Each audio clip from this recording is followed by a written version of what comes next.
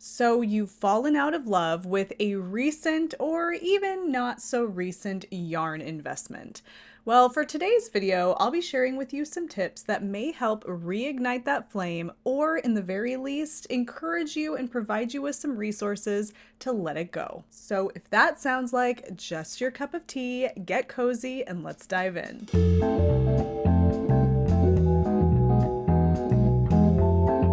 Hello, hello, hello, and welcome to the Wool Needles Hands Midweek Ramble. My name is Taylor and I will be your host. Today's video is a subject that comes to you from the Wool Needles Hands tip line, which is where you can go over at woolneedleshands.com if you would like to suggest a tip for future Midweek Ramble videos. This one came in not that long ago, and as soon as it came in, it inspired me to create a video addressing just this topic. And in fact, the actual submission says, how to reimagine yarn you bought a while ago and never used, but you are now over it. And I thought that this was really appropriate because I know that we all have yarn in our stash, or at one time have had yarn in our stash that we purchased with grand schemes and plans of what we were going to do with it. Probably it's in abundance, or we purchased a sweater quantity, or maybe it's just a single skein of yarn. And now, several days, months, or even years later, we just don't see ourselves using it. We don't really find inspiration in it, or we're just plain over it and we want to know what to do to reimagine how to use that yarn. So we don't have to immediately leap to giving it away or selling it off. But spoiler alert, that is going to be a suggestion I have for you later in the video, so prepare yourself. Now, reimagining something that you've lost love for is really very tricky business. And me being the type of person that I am, if I look at something and I feel like I've fallen out of love with it, chances are it no longer brings any joy to me and I immediately get rid of it. I'm not somebody who holds on to things for sentimental value unless there is an obvious sentimental value attached to it. If I'm not in love with it anymore and it doesn't spark joy, I very easily let it go because it just takes up space. I know I'm not going to use it, and that can be a burden that weighs on you and adds a lot of really unnecessary stress and anxiety. And if you've been in that position before, you know exactly what I'm talking about. So really, I'm going to preface this whole episode by saying, if you have yarn in your stash that you just really don't love anymore, and the idea of reimagining that yarn into something that does bring you joy just really is off-putting, it's time to let that yarn go. And I'm going to give you some ways that you can do that at the end of the video, but I'm just going to front load this video by saying there is a time when you just know it's time to let it go. Reimagining and trying to rekindle that flame is just not an option for you. Letting it go is the best, most therapeutic thing that you can do, not just to free up physical space in your stash, but also to free up that mental and creative space for future projects moving forward. So, you may not need this video. You may know that you have a bundle of yarn in your stash right now that you really just need to let go. That's my recommendation. However, if you have some yarn in your stash that you're not ready to let go yet, you're not feeling it, you're kind of over it, but you would really love to at least try to reignite that flame, then stick around because I may have some suggestions that will help. Now, if it's really hard to put your finger on what it is about the particular yarn you have in your stash, whether it's the fiber content or the color or the weight, if that's all very murky to you and you just aren't feeling the yarn in general, my first suggestion would be to head over to Ravelry and seek out some inspiration with the yarn you have in your stash. Now, Ravelry makes it pretty easy to do this, and you do this by searching for particular yarns on that platform. Like you search for patterns, there is also an option at the top of the screen to search for yarns. And what you're going to do here is go to that option and you're going to search for the exact yarn you have in your stash. Now, if it's a throwback or this is a discontinued yarn, you may have a difficult time doing this. And if that's the case, you're just going to want to search for a yarn that meets the criteria, the weight of the yarn, the yardage of the yarn, the fiber content of the yarn. Search for the yarn you have as closely as you can. And once you've come up with results for that, you're also going to have the option to look through patterns and projects where folks have used that yarn. And by seeing some of the work that other people have done in the yarn that you have in your stash, even if it's in a little bit of a different color, you get to see the way that that fiber content knits up. You get to see the way that that weight of yarn knits up and the fabric that it creates. Seeing some of the things that other folks have produced with that yarn is really very helpful. Now, if you're having a hard time reimagining the yarn because of the color, using Ravelry to find that particular yarn in that same colorway in a project that somebody has produced is possible. It might be pretty tricky. So one way I like to reimagine a yarn's color as it relates to me and future projects is to head over to Pinterest and ask some leading questions. These are questions that you ask Pinterest as a way to lead Pinterest into the results that you want to see. Now, I know that that sounds like it might be kind of backwards or a little, I don't know, biased, but I kind of think that listening to your biases here is important because these are powered by your preferences, and your preferences are really important here, and they may have evolved a little since you initially made this yarn purchase. So for example, let's say you have a sweater quantity of a very brightly colored variegated yarn, and you've noticed that a lot of your color preferences lately have been leaning more towards solid colors or tonals or even things that are just generally more neutral. And so this kind of falls outside of your comfort zone. But if you can see this particular color and color pattern and variegation style featured in actual garments on actual people's bodies in a stylish setting and a stylish manner in how it's being worn, that can really reinvigorate you into using that yarn for something that may be a little bit more of a staple piece for you. And so asking Pinterest a leading question like brightly colored, variegated knit sweaters and looking at all the results that it provides you, or even adding the word outfits to the end of that, because then Pinterest kind of knows that you're looking for an ensemble that features a brightly colored variegated knit sweater. Seeing those things presented to you can cause you to say, wow, okay, I see this woman or this man wearing a brightly colored variegated sweater with a really cool outfit that really does speak to me on a personal style level. I guess I could see myself using the yarn that I have to create a sweater in a similar vibe and have it fit into my wardrobe, even if it's just one item in your wardrobe and something a little bit more special. So reimagining can sometimes start with visual inspiration, using Ravelry to search the yarn that you have and seeing what other people have created with that yarn, and then also using Pinterest and asking some leading questions to get some other visual examples is a really good first start to trying to reignite that flame of love you originally had for that yarn investment of yours. Now, let's say the reason you've fallen out of love with the yarn in question has a lot more to do with the hand of the yarn, the texture, essentially the way it feels in your hands. This one can be very tricky because how the yarn feels against your skin is really going to be a driving factor into whether or not you wear the yarn on your body. If you really are not in love with the way that the yarn feels, you may actually not even make it that far in this process because you realize it's just not something you want to have on your body, and you may be one of the individuals who's ready to let it go. However, if you're just not 100% sure about it, but you really do love the color and you love the weight and you love the way it looks visually speaking, perhaps a really good option for you is to pair this yarn with something else. Now, there's several different ways that you can do this, and it may seem counterintuitive if you really love that look of the yarn as it is. However, adding a little something different to that yarn, holding it together as multiple strands of yarn together, can offset any kind of unappealing texture that that original yarn has for you. One of the ways, and this is a very popular way, something that you see quite often, is pairing that original yarn with a single strand of lace weight mohair silk or Surrey silk yarn. Now, no one is strangers to this phenomenon. It's absolutely everywhere. But one thing I can tell you from very recent experience with my Franken sweater, if you've been watching the channel, you remember my Franken sweater.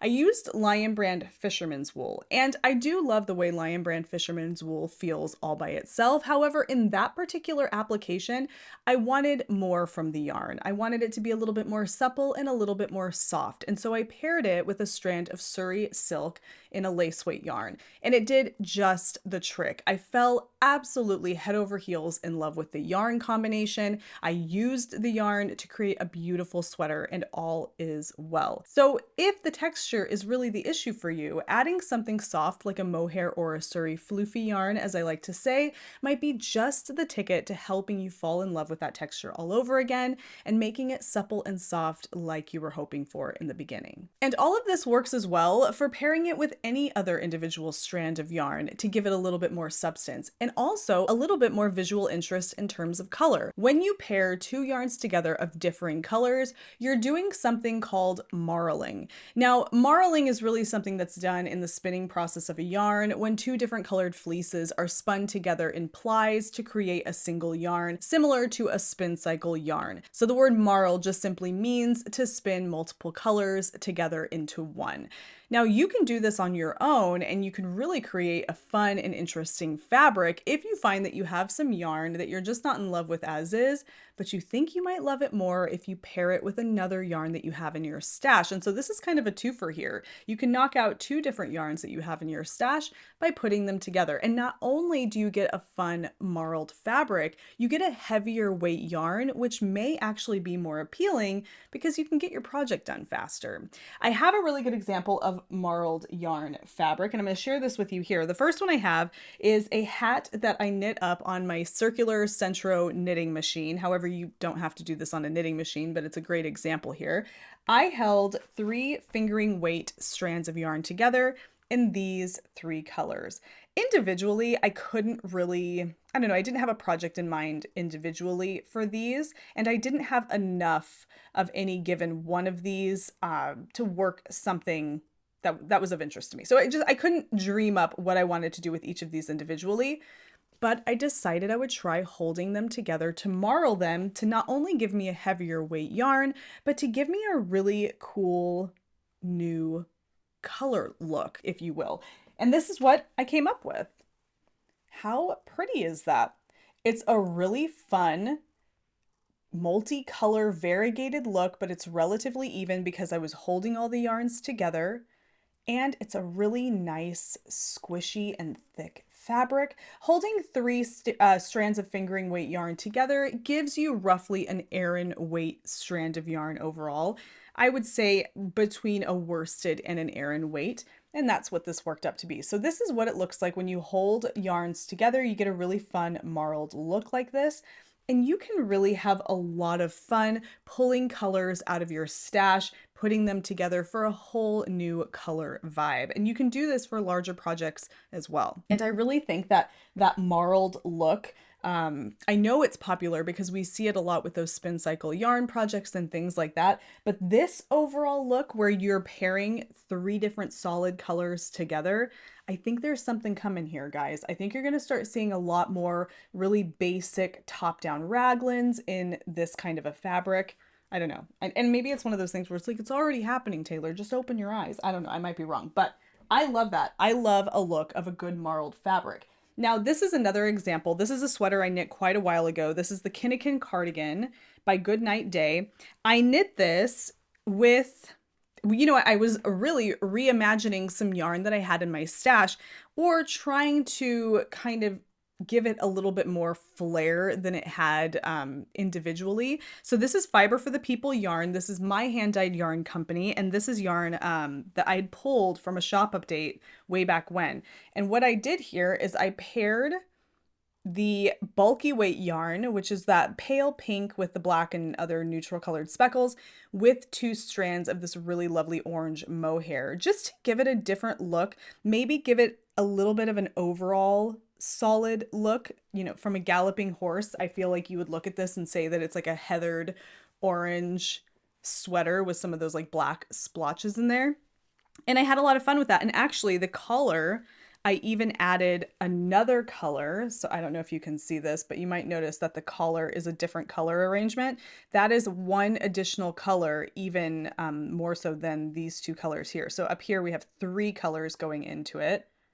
and it's a lot of fun. It just gives it a really interesting look and texture. And I would totally have worn this today, but it's just a little too warm. So that is what you can do when you play with multiple yarns, multiple textures, and multiple colors, and pair them together in what would be considered a marled fabric. Now, let's say the problem you're having with the yarn is really the overall color in general, and you just don't see yourself pairing it with another yarn for a marled look because perhaps you really love the fiber content and the weight of the yarn. It's really just the color that you can't get over. And I'm willing to bet that for the vast majority of us with this particular issue, that's the culprit. We have a season in our life where we're really into a particular color, and then, I don't know, 3 or 4 years down the road, we're no longer into that. We love the yarn, but we really don't love the color, and we need to do something about it so we can enjoy the lovely fiber content and weight of that yarn, but with a color that's a little bit more suited to our preferences in the moment. And my best suggestion for you here is to consider over dyeing the yarn. Now, there's a couple ways that you can do this. So I knit a sweater not long ago in a really interesting kind of neutral variegated brown overall color called Deciduous by Fiber for the People. When I initially knit this sweater, I really loved the neutral look of the overall garment. But I noticed myself reaching for this particular sweater less and less, and it had a lot to do with the color. I loved the sweater, I loved the yarn, I just really didn't love the color. Now granted, this is already knit into a sweater, so the knitting part of it is done. However, not long ago, I decided to produce a video where I shared with you my process for over dyeing that particular sweater as well as another sweater in kind of a similar situation. I share my thoughts, I share my process for over dyeing both of those sweaters. Now granted, I am a professional yarn dyer with a yarn dyeing studio, but I do lay it out in this video that you don't need to be a professional yarn dyer, nor do you need to have an entire dyeing studio to do this very thing. And if you can do it for a sweater you have knit, you can do it for a batch of yarn that you have, of which you would like to reimagine the color. Now, this over dyeing video is available exclusively over on the Wool Needles Hands Patreon. So I'm going to go ahead and take a moment to plug the Wool Needles Hands Patreon community and invite you to check it out. That is a place you can go to watch new and exclusive Wool Needles Hands bonus content, including written and video posts, behind the scenes looks, process videos, and future live Q&A. So definitely follow the link down below in the description box to the Wool Needles Hands Patreon and see if that community is right for you. And if that should be the case, that is where you can go to check out the over dyeing video where I share with you my process for over dyeing those two sweaters. Now, as intimidating as over dyeing your yarn sounds, when it comes to over dyeing the yarn itself, it is far less intimidating than it is to over dye a sweater you have already knit. And it's a really liberating experience, and you learn a new craft along the way. So if you love a yarn that you have in your stash but you just can't get past the color, definitely consider over dyeing it into something that suits your preferences just fine. If after evaluating these 3 elements, you still find yourself not in love with this yarn and also no longer motivated to try and fall in love with it again, then I highly encourage you to let it go. This can be a very therapeutic and cathartic step, and I have a couple of ways that you can do this. One of the most popular ways of doing this is through what's called a destash. Now, destashing can be tricky. Most of the ways that I've seen people destash yarn is through platforms such as Instagram or Ravelry. From what I gather, you can no longer destash your yarn on Ravelry, and I may be wrong about that, and you can clarify down in the comments below. However, I do see lots of folks operating destashes through their Instagram feeds. Now, if you're not on a Knitstagram Instagram page, meaning that you don't have an Instagram devoted to all of your knitting, this can be kind of tricky because most of the people seeing your Instagram content are going to be family and friends that you know personally who may or may not be interested in your yarn.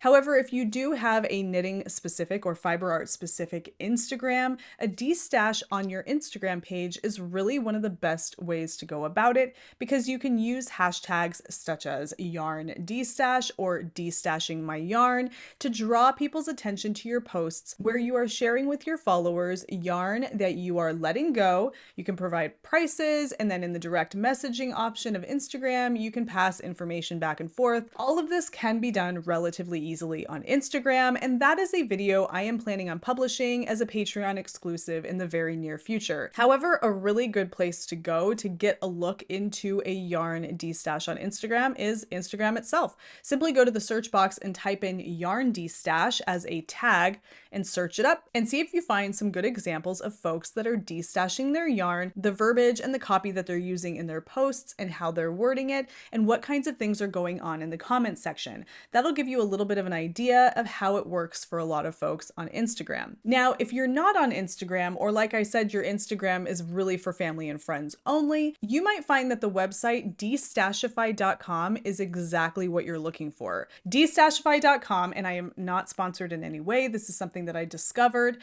is a website where you can go and destash your craft room. It is not yarn and knitting specific, it is crafts in general. People can destash fabric, they can destash sewing supplies, they can destash yarn. It is all there for you as a marketplace for destashing excess that you have in your craft room. And for the case of this video, that would be yarn.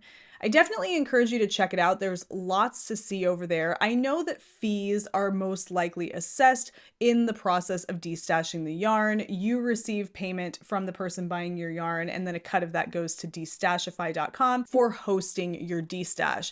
But for a lot of us, it may be a small price to pay for the convenience of having it all taken care of for you and essentially being the go-between between you and your potential customer. So definitely head over to Destashify.com, check it out, and see if that is something that might help you to destash your yarn and recoup some of those losses, financially speaking. Another place I found online for destashing yarn is a Facebook group called Yarn Hoarder Destash. They have a pretty good following over on the group. It is a private group and it seems like it's pretty well under lock and key, so you can feel confident and safe if you become part of that group. But the whole purpose of that group is to destash and swap yarn that you no longer need, or that in the case of this video, you've fallen out of love with. I will link to both Destashify.com and Yarn Hoarder Destash on Facebook down below in the description box if you think that they'd be a good fit for you. And lastly, when it comes to actually letting it go, I would suggest that you consider donating your yarn to a charity. It may be hard to imagine doing this, especially if it's very expensive yarn and it is a nice curated sweater quantity. And trust me, I completely get it. However, I feel like I can't talk about destashing yarn without talking about donating the yarn to a possible charity or someplace where it will go to good use. Take that with a grain of salt. Take that if you need that additional encouragement to let it go. However, if you have reservations about donating your investment, I completely understand and empathize with you. Another thing though, on the other hand of donating your yarn to a charity is to think about whether or not you have fiber arts or knitting friends who may really love this yarn, and you know by gifting it to them for a special occasion, it will absolutely go to good use. Sometimes when it's something that we've invested a lot of money in, donating it to a charity where you're really not sure where it's going to end up might be too big of a pill to swallow. But when you're gifting it to somebody for a special occasion and you know who the recipient is, it feels more special and you feel like you're passing something along in a much more meaningful or at least personally satisfying way. So that is also an option as well. But whatever it is, if you realize that you really can't reimagine the color, the texture, and the yarn in general, that you're just not willing to take the steps necessary to do that, it is definitely time to let the yarn go. And I give you permission, if you even need it, to do that. There is absolutely nothing wrong with that. And like I said in the beginning of the video, it not only is going to free up physical space in your stash, it's going to free up a lot of that creative space that we all need. And that is a beautiful thing. Thank you so much for taking the time to hang out with me today and listen to me ramble on about how to reignite your passion for yarn of yore. I hope that you were able to take something away from this video today, and if you did, or if you found any value in this video, please don't forget to give the video a thumbs up. Definitely subscribe and click that bell icon so you can be notified every time I upload new content, which is Wednesdays and Sundays. And definitely don't forget to check out the all new Wool Needles Hands Patreon community. It is a fantastic way to support the work that I'm doing here at the Wool Needles Hands YouTube channel. And by doing so, you become one of over 100 Wool Needles Hands Patreon producers. And I am so grateful for you for it. Until we meet again on Sunday's episode of the Knitting Podcast, happy knitting, happy making, happy whatever it is that you're doing. Take care, be well, and I will see you soon. Bye.